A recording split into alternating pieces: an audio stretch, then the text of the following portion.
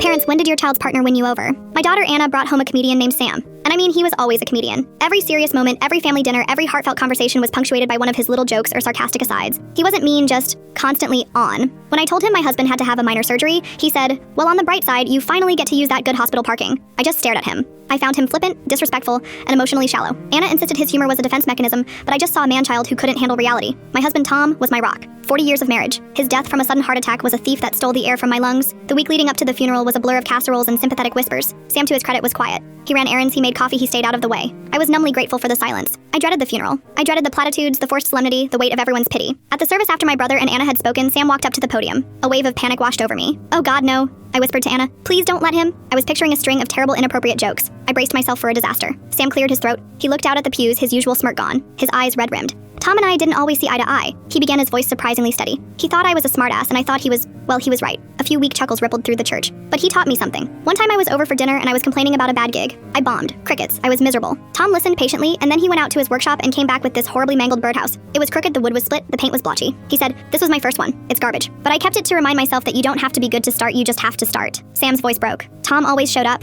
He started. He tried. He built a beautiful life, a beautiful family. He built my Anna. He even tried to teach a moron like me how to fix a leaky faucet. He looked directly at me. His last words to me last week were, "Take care of my girls, Sam." It wasn't a joke. And I promise you, Tom, it's the one punchline I'll never forget. He stepped down from the podium. The entire church was silent for a moment, and then people started to laugh through their tears. He hadn't made a mockery of my grief. He had found the one story, the one perfect truth about my husband's spirit, and used it to let us all breathe again. He wasn't shallow. He was just looking for the light in the dark. And that day he brought it for all of us.